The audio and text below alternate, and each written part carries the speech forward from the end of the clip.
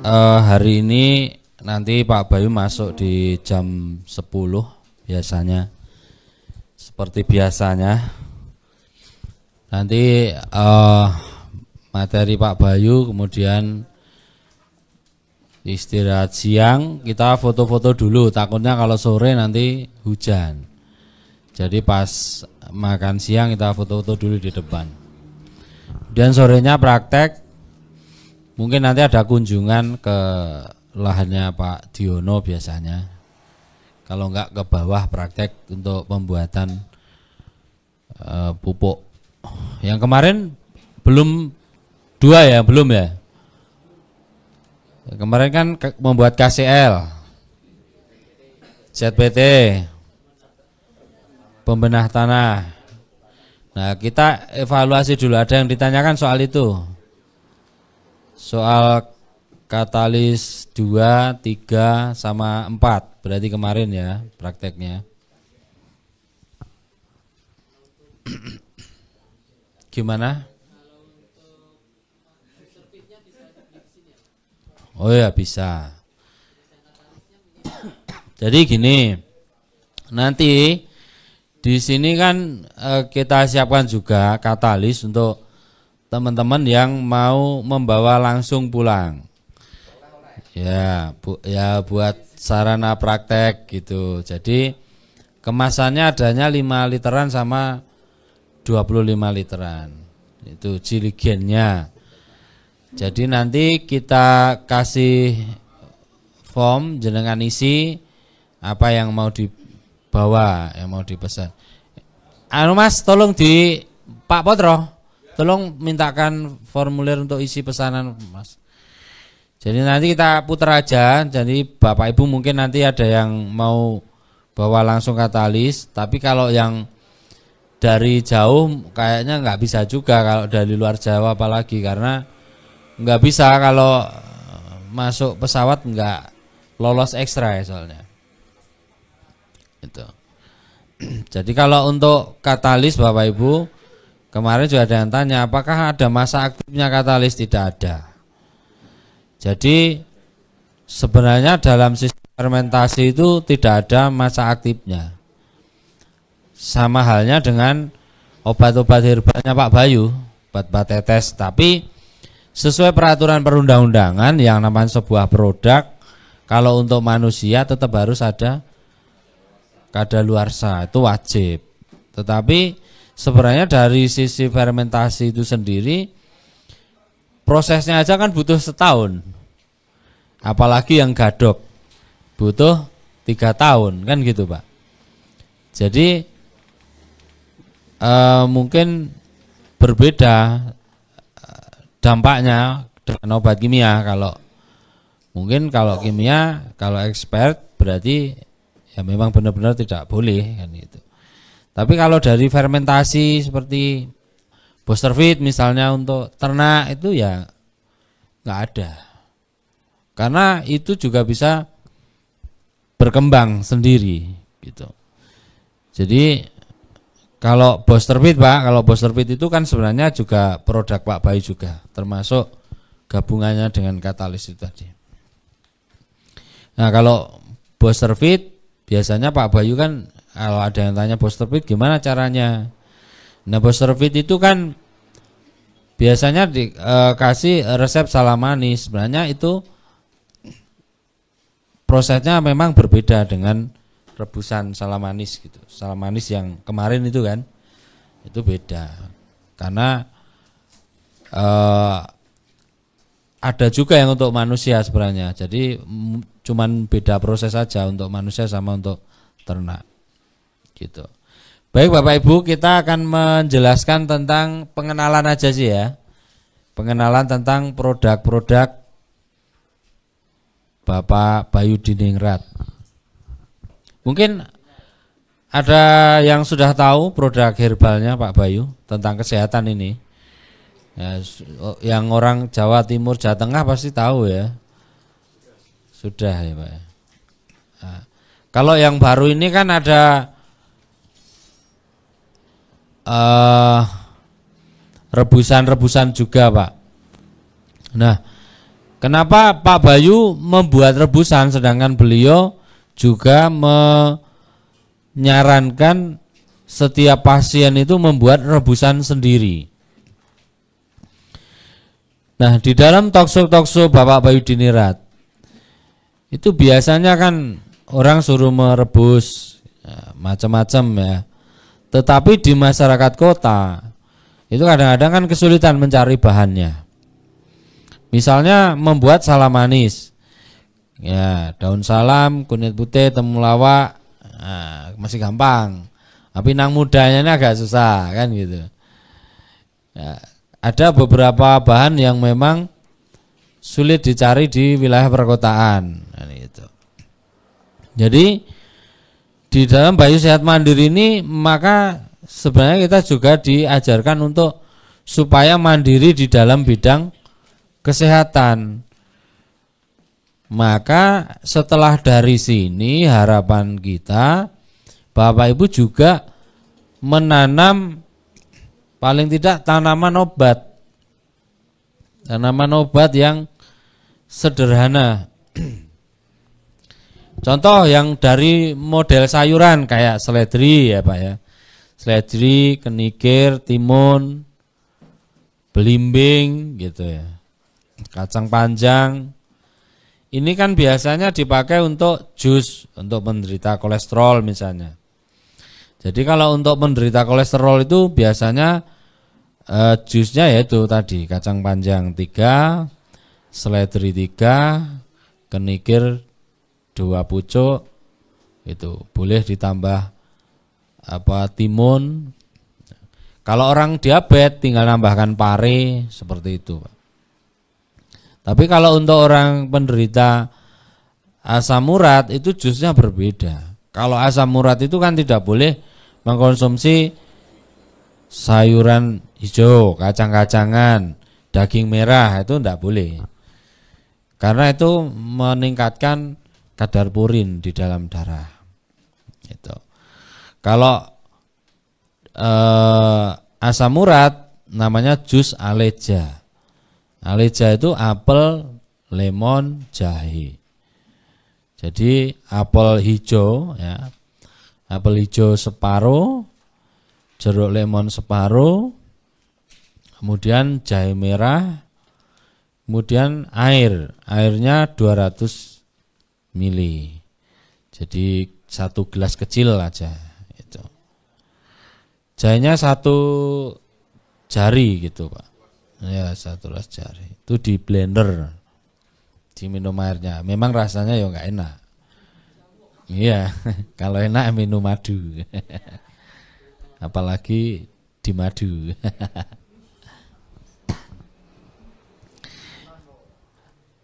Ya, betul. Untir kupingnya ning bojone.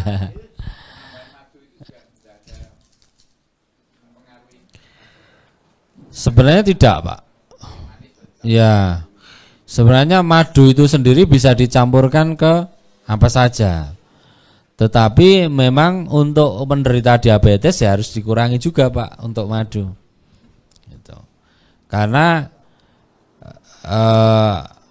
juga bisa meningkatkan kadar gula gitu. Jadi Bapak Ibu, produk mana operatornya malah nggak ada semua yang nampilkan produk. Kacau. Oh ya, bentar biar dipanggilkan. Cerita-cerita dulu aja ya. Ya, boleh monggo. Boleh belimbing buah, Pak. Kalau belimbing buluh kan nanti agak kesulitan carinya. Ya bagus. Ya. Belimbing buluh yang kecil-kecil itu kan agak susah carinya, Pak. Belimbing buah boleh, kalau enggak ada.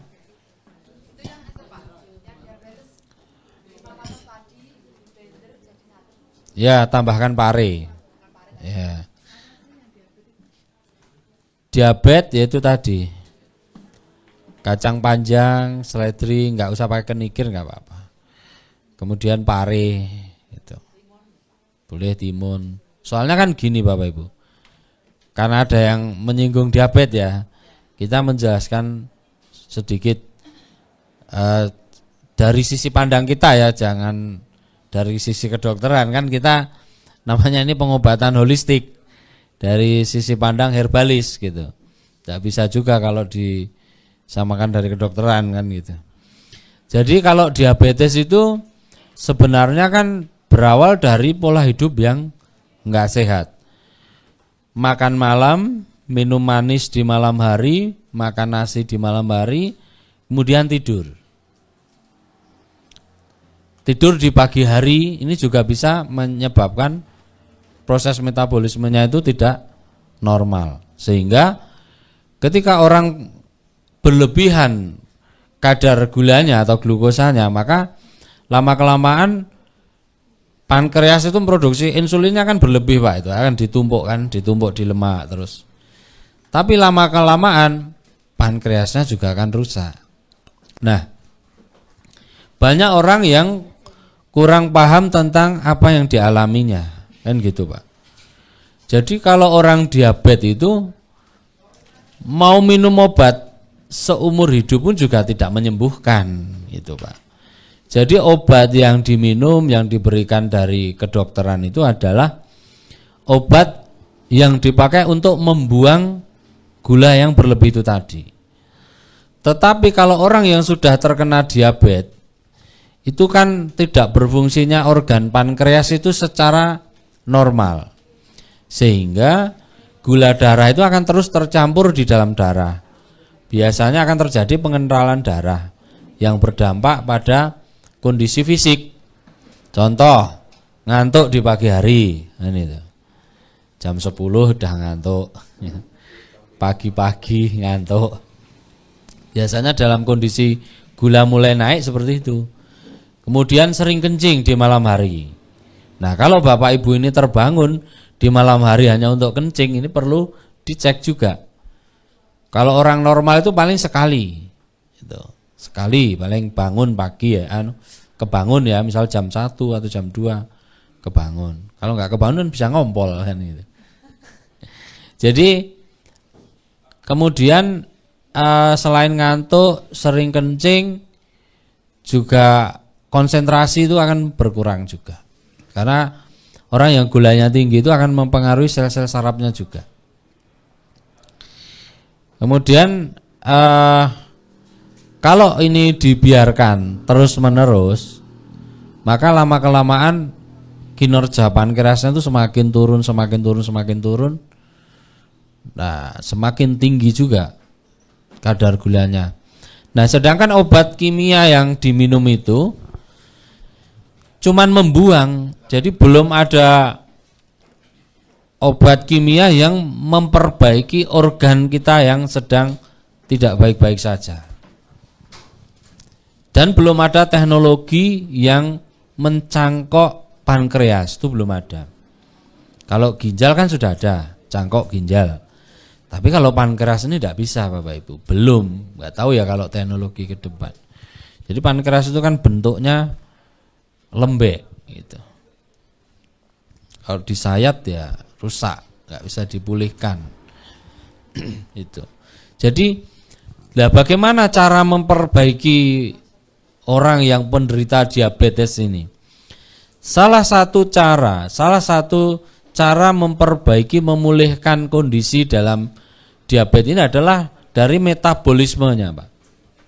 Metabolisme itu sistem tubuh itu harus normal semua. Maka dari makannya harus diatur. Maka yaitu tadi pola makannya.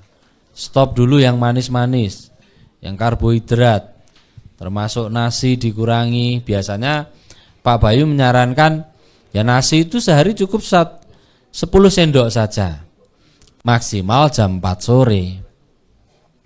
Karena ketika kita makan, tubuh itu butuh waktu untuk memproses, menghabiskan makanan itu.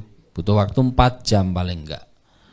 Itu. Makanya kalau kita makan malam, udah kadang-kadang ini orang Indonesia ini kan juga banyak sekali loh Pak penderita diabetes itu.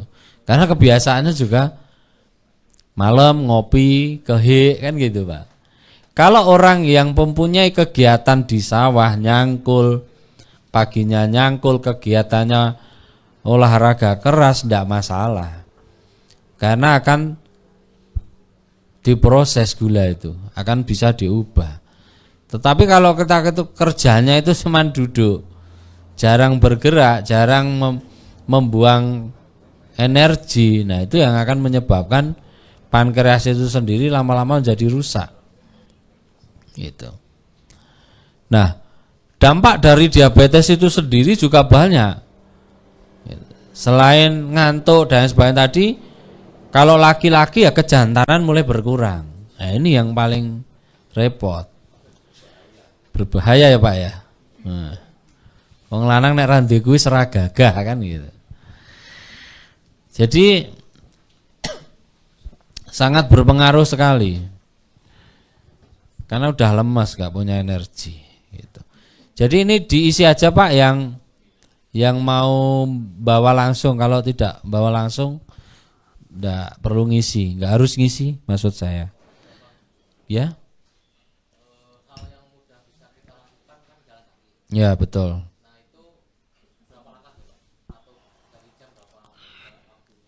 Nah, sebenarnya ada beberapa terapi dan olahraga yang ringan saja. Jalan cepat itu misalnya. Jalan cepat kalau kita jalan ya paling enggak jalan 1,5 kilo itu satu hari. Misalnya jarak 500 meter, satu kampung kan 500 meter Pak, bolak-balik aja 3 kali gitu. 1,5 kilo itu sudah lumayan membakar kalori, mungkin sekitar 100 kalori mungkin ya. Kalau orang biasa nge-gym dan sebagainya tidak masalah. Tapi kalau kita yang bekerja di rumah saja, jarang bergerak, ya tetap perlu olahraga Pak. Misalnya, wah saya malu di luar, ya kalau rumahnya tingkat naik turun tangga aja. Atau cari alat biar treadmill kan itu bisa.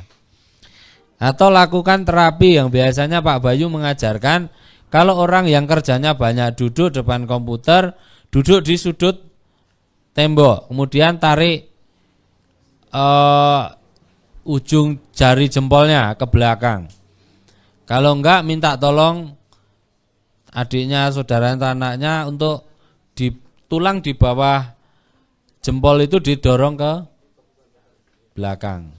Jadi nanti bawah kaki sini terasa tertarik. Itu dilakukan sampai terasa sakit. Tahan 1 menit, itu 3 kali itu Pak. Itu untuk olahraga juga itu. Jadi itu misalnya Bapak Ibu ini kan pasti pernah melakukan pekerjaan seharian kemudian nggak bisa tidur gara-gara kakinya itu keju kan gitu. Apa namanya ya kalau orang Indonesia, bahasa Indonesia? Pegel-pegel, bukan jimpe sih. Kalau jimpe kan geringgingan Pak. Keju lah gitu. Kemeng ya. Nah itu caranya seperti itu. Jadi bagian jempol ini Pak, ini di bawah ini didorong ke belakang gini. Biasanya nanti bagian sini nih, ya bagian belakang lutut ini sampai terasa sakit gitu. Tahan. Bukan, nek jempolnya itu kan cuma nekuk gini, tapi nek melakukan sendiri ya bisanya kan narik jempolnya gini Pak. Ya kayak gini, nanti sininya kan sakit Pak. Tahan aja 1 menit gitu, lakukan 3 kali. Sambil duduk. Kalau tidur kan tidak bisa Pak narik. Jadi sambil duduk gini. Sambil duduk di lantai Pak tadi saya bilang. Nah itu ditarik kencang.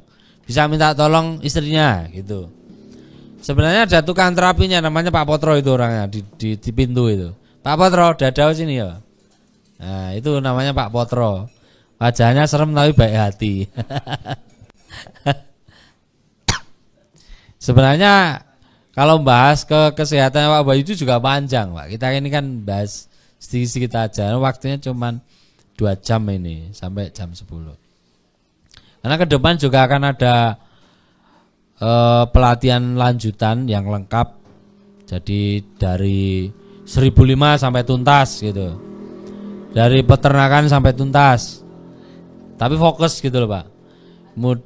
Kemudian herbal sampai bisa memproduksi, caranya memilih tanaman herbal terus membuat obat herbal sendiri di rumah itu. Ke depan ada pelatihannya seperti itu. Tapi belum siap Pak tempatnya. Ya.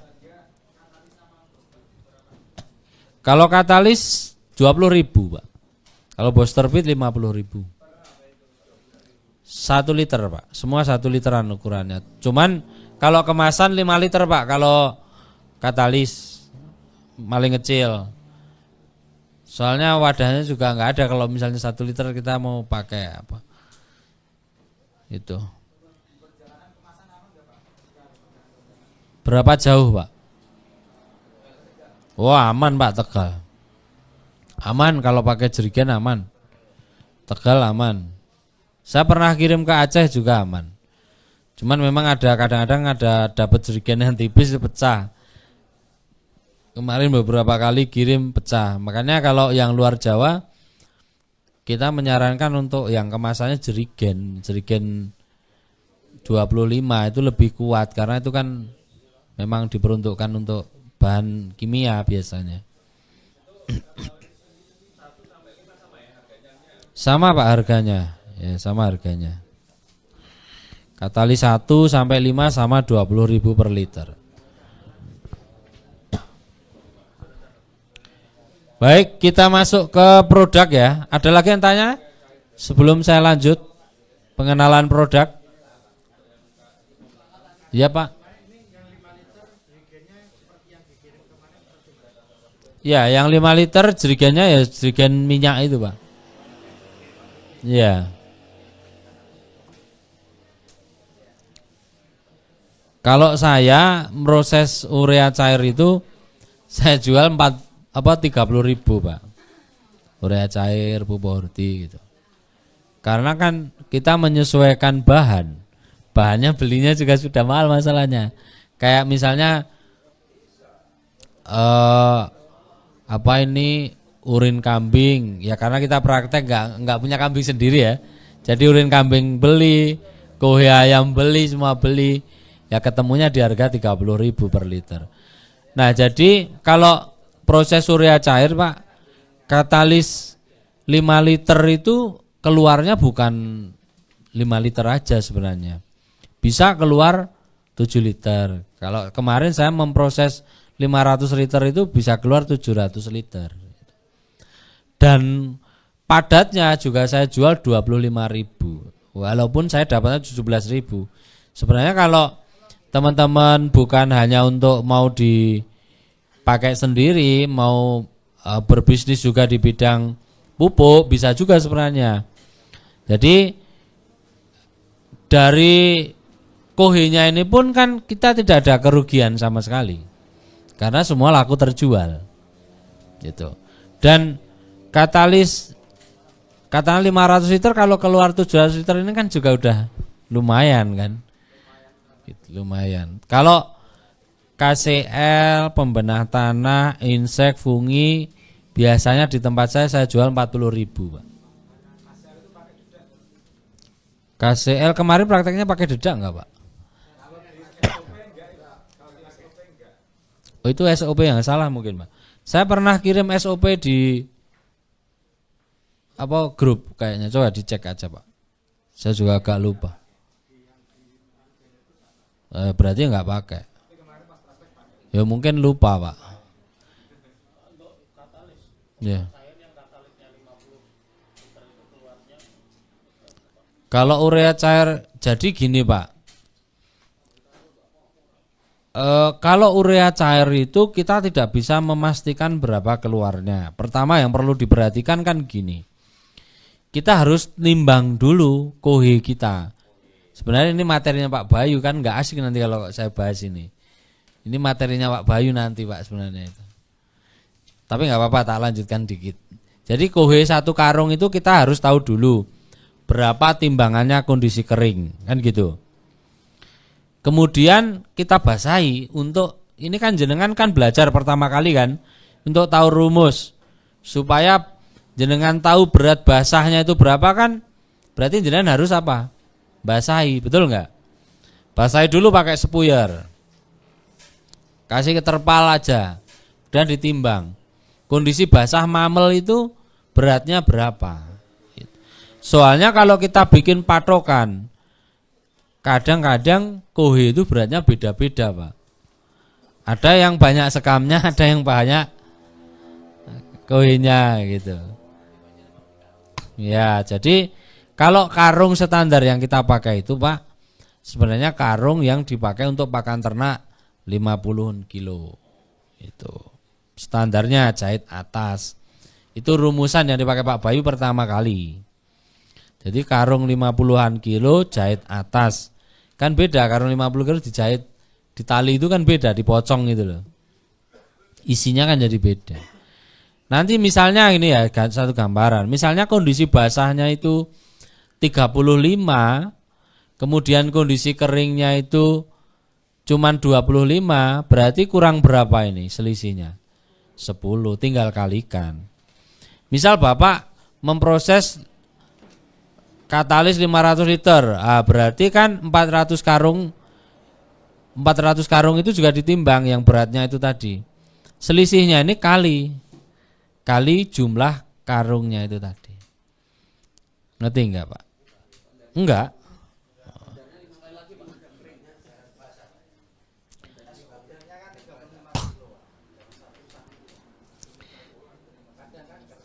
Ya, jadi kan gini. Satu karung itu kalau kondisi kering itu jenengan timbang biar jenengan tahu. Tujuannya untuk apa? Menentukan jumlah air yang ditambahkan. Kalau jenengan ndak nimbang nanti ndak tahu. Kalau misalnya pakai patokan, oh biasanya 15 liter. Lah kalau kok ini jenengan udah kehujanan atau kena air hujan, kondisi basah, kan jadi kebanyakan air, kan gitu Pak. Makanya kita kan mencari rumusan yang paling tepat. Cek dulu koinnya kering atau masih mamel. Kalau masih mamel ya enggak perlu dikasih air. Maksudnya enggak banyak, tapi biasanya tetap perlu air karena sekam pasti kering kan gitu. Tambahnya pasti nanti beda. Makanya untuk mengetahui jereng dulu. Basahi. Memang yang agak rumit memang urea ini. Ya kalau pertama karena pertama biar ngeh gitu loh Pak. Saya menjelaskan dengan cara ini bahasa alam ini. Bahasa lapangan. Gimana Pak? Rata-rata Pak. Rata-rata bisa 35 bisa 40. Jarang yang kondisi basah. Berarti cukup katalis saja. Ya kalau kondisi basah semua, tapi kan jarang Pak. Kecuali dengan hujan-hujan kan gitu. Tujuannya kenapa harus dibasahi Pak? Jadi kan gini, proses fermentasi ini tidak akan terjadi kalau kondisinya kering gitu loh Pak. Bakterinya itu akan jalan-jalan ketika ada media. Medianya apa? Air yang lembab. Gitu Pak. Bahasanya anak-anak kan gitu, gampang dimengerti. Jadi gitu. Nanti kalau misalnya jenengan proses yang paling pertama diperhatikan itu aja sih Pak. Tingkat kegagalannya jarang. Kalau kebanyakan air gimana Pak? Untuk kebutuhan katalis 1, 2, 3 sampai 5.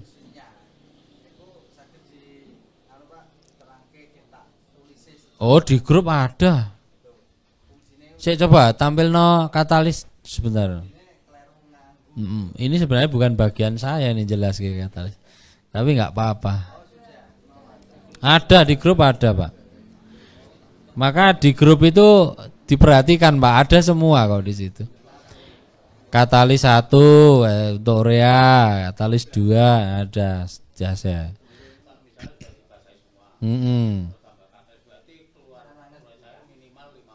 Ya minimal sesuai katalis yang kita masukkan.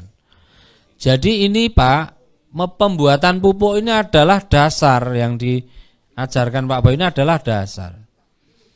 Kalau jenengan bikin yang dasar ini saja sudah benar, sudah bisa, maka jenengan boleh berimprovisasi. Tambahkan apa sesuai kebutuhannya. Misalnya jenengan mau buat pupuk yang tinggi K-nya, ya sudah tambahkan kandungan K-nya yang lebih banyak. Makanya kalau pupuk horti ya misalnya katalis 5, pupuk horti ini kan disebut apa? Pupuk lengkap, NPK lengkap ya, makanya seimbang kandungannya gitu.